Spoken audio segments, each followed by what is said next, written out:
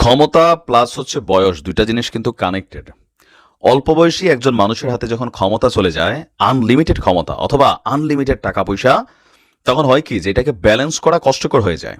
তখন চোখে অনেক ধরনের সর্ষে ফুল দেখা যায়, মনে হয় যে আমি তো সর্বে সর্বা। দর্শক, কথা বলছি আমাদের সমন্বয়কদের ইস্যুতে। এই মুহূর্তে বৈষম্য বিরোধী আন্দোলনের পর আপনারা জানেন যে একটা হিরো টিম তৈরি হয়েছে। আসিফ, নাহিদ, সার্জিস, তারপর হচ্ছে হাসনাত, তারপর আরো বেশ কয়েকজন আছে। তবে মূল ফোকাসে সরকারের বাহিরে থাকা যে টিমটা আছে এদের মধ্যে সার্জিস এবং হাসনাত একজন ব্লুটুথ বয় হিসেবে নিজেদেরকে প্রতিষ্ঠিত করেছে। আওয়ামী লীগ সরকার পতনের পর বিএনপির বিভিন্ন ইস্যুতে খুবই কড়া বক্তব্য, কড়া বার্তা, কড়াভাবে সমালোচনা, প্লাস প্রটেস্ট করা বা জনগণ এদেরকে গণশত্রু হিসেবে চিহ্নিত করবে, নানান ধরনের বক্তব্য, আভ্যন্তরীণ কোল্ড ওয়ার কিন্তু বিএনপি এবং সমন্বয়কদের মধ্যে যত দিন গিয়েছে এটা প্রকাশ্যে এসেছে। ইভেন আওয়ামী লীগকে নিষিদ্ধ করার ব্যাপারে, রাষ্ট্রপতির পদত্যাগের ব্যাপারে, সংবিধানকে পুনর্লিখনের ব্যাপারে সমন্বয়কদের সামনে সবচেয়ে বড় যে বাধাটা ছিল সেটা ছিল বিএনপি। জামাত সমন্বয়ক একই টিম হিসাবে অনেকে বলছেন যে তারা একে অন্যের উপর নির্ভর করে কিন্তু আন্দোলনটা চালিয়ে যাচ্ছে। তো দিন শেষে বিএনপিকে বিপরীত পক্ষ ভেবে আসলে যেই সিদ্ধান্তগুলো তারা বাস্তবায়ন করতে চাইছে সেটা কিন্তু সম্ভব হয়নি।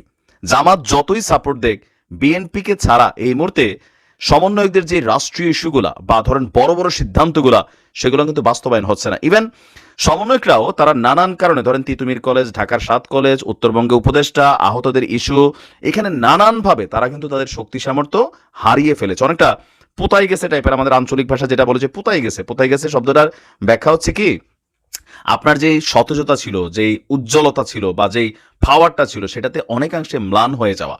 তো সমন্বয়কদের এই মুহূর্তে অবস্থানটা কিন্তু অনেকটা এরকম, আভ্যন্তরীণ বিভাজন, রাজনৈতিক দলগুলোর সাথে বা জাতীয় পার্টির ইস্যুতে, আওয়ামী লীগের ইস্যুতে, এখানে নানানভাবে তারা অনেকটা কোণঠাসা হয়ে পড়েছে। এখন আপনি যদি কন্ট্রোল করতে চান, মাঠটারে লড়াইটা চালিয়ে যেতে চান, সেক্ষেত্রে আপনাকে নিজেদের পক্ষে বড় ধরনের একটা সাপোর্ট লাগবে, সেটা হচ্ছে বিএনপি। তো একটু দিন শেষেও একটু দেরি হয়ে গেছে, তারপরেও আপনার বিষয়টা তারা অনুধাবন করতে পারছে যে বিএনপিকে বাদ দিয়া আসলে এই মুহূর্তে তাদের যে দাবি দেওয়া আন্দোলন রাষ্ট্রীয় পর্যায়ে, সরকারি পর্যায়ে অথবা জাতীয় পর্যায়ে এগুলা কষ্টকর হয়ে যাবে। আর সেই জন্য আজকে নানান বক্তব্যের পরে হাসনাত আব্দুল্লাহ তিনি একটা ডাক দিয়েছেন। ডাকটা কি? তিনি বলছেন যে ফেসিবাদ ব্যবস্থা বিলোপে রেশারেশি এবং দলাদলির বদলে বিএনপি জামায়াতকে নিয়ে ফেসিবাদ বিরোধী ঐক্যে তারা কাজ করতে চায়। এই উপলক্ষে একটা ঐক্যের ডাক দিয়েছে হাসনাত আব্দুল্লাহ। তিনি বলছেন, ২৪-এর সফল গণঅভ্যুত্থান আমাদের সামনে এক নতুন বাংলাদেশ বিনির্মাণের সম্ভাবনার দুয়ার উন্মোচন করে দিয়েছে। ফেসিবাদী ব্যবস্থার চিরতরে বিলোপের স্বার্থেই সব নিপীড়িত দলকে এক মহান ঐক্যের সামনে হাজির করেছে ২৪-এর গণঅভ্যুত্থান।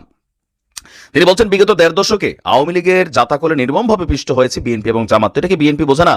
অনেকের কাছে প্রশ্ন যে বিএনপি এতটা কষ্ট পাইল আওয়ামী লীগের সাথে, কিন্তু এখন কেন আওয়ামী লীগের ইস্যুগুলোতে প্রধান বাধা হয়ে দাঁড়াচ্ছে বিএনপি? আসিফ বলছিল যে আমরা যখন আওয়ামী লীগকে নিষিদ্ধের কথা বলি তখন রাজনৈতিক দলগুলো এটাতে সমর্থন দিচ্ছে না। কারা দিচ্ছে না? বিএনপি দিচ্ছে না। কেন দিচ্ছে না? কারণ সমন্বয়কদের উপর তারা আস্থা রাখতে পারতেছে না, এই সরকারের পলিসির উপর তারা সন্দেহ করছে। এটাই হচ্ছে মেইন কথা। তো হাসনাত আব্দুল্লাহ ঠিক ওই কথাগুলো বলছেন যে আপনার এই মুহূর্তে আমরা যদি দেখি যে ২৪-এর অভ্যুত্থানের নেতৃত্বে থাকা বৈষম্য বিরোধী ছাত্র আন্দোলনের অংশে নেওয়া খেটে খাওয়া দিনমজুর থেকে শুরু করে সাধারণ শিশু কিশোরও আওয়ামী লীগের বিভিন্ন অপকর্মের শিকার হয়েছে।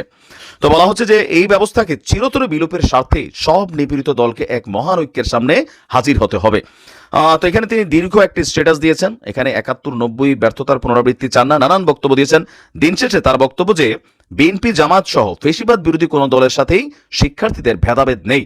তাছাড়া এই গণঅভ্যুত্থানের পর একটি ব্যাপার দিবালোকের মতন স্পষ্ট হয়েছে, বিভেদ বিভাজনের রাজনীতি কখনোই বাংলাদেশের জনগণের জন্য কল্যাণ বয়ে আনবে না। সুতরাং আমরা বিভাজনের বদলে ঐক্য চাই, অপশাসনের বদলে সুশাসন চাই। বাংলাদেশের মানুষ বহুকাল যাবৎ নানান দুর্দশায় দিনানিপাত করেছে, তো আমরা শান্তি ফিরিয়ে আনতে চাই। তো শান্তি ফিরিয়ে আনতে গেলে কোনটা দরকার? ঐক্য। এখন প্রশ্ন হচ্ছে, এদের বিভিন্ন বক্তব্য বা অ্যাক্টিভিটিজের পর বিএনপি বিষয়টাকে কিভাবে নিবে? বিএনপি খুব সুন্দর পলিটিক্স করছে, তাদের সাথে মিটিং করছে, তাদের কথা শুনছে, কিন্তু বিএনপির যে ফান্ডামেন্টাল এথিক্স এটা থেকে কিন্তু এক চুলো নড়ছে না। আপনি দেখবেন তারা নানানভাবে কথা বলছেন, কিন্তু সমন্বয়কদের যে ইস্যুগুলা এগুলাতে বরাবরই টেকনিক্যালি বিপরীত দিকে কিন্তু অবস্থান নিয়েছেন। এমনকি আওয়ামী লীগ নিষেধাজ্ঞা ইস্যুতেও রাষ্ট্রপতির ইস্যুতেও, বঙ্গবন্ধুর ছবি নামানো ইস্যুতেও যেগুলো নিয়ে আওয়ামী লীগ কথা বলা দরকার সেখানে বিএনপি প্রটেস্ট করার কারণে সমন্বয়করা হাসিনার পতন যেভাবে ঘটাই ফেলছে, এরপরে কিন্তু এরকম বড় কোনো সফলতা তারা পাচ্ছে না। এখন তারা বুঝতে পারছে যে বিএনপিকে দরকার, কারণ এই আন্দোলনের পিছনে ব্যাকগ্রাউন্ডে বিএনপির অবদান একটা বিশাল ভূমিকা ছিল, এটা কিন্তু অস্বীকার করার সুযোগ নেই। এখন দেখা যাক তাদের এই আহ্বানে বিএনপি কিভাবে সাড়া দেয়। ভালো থাকুন।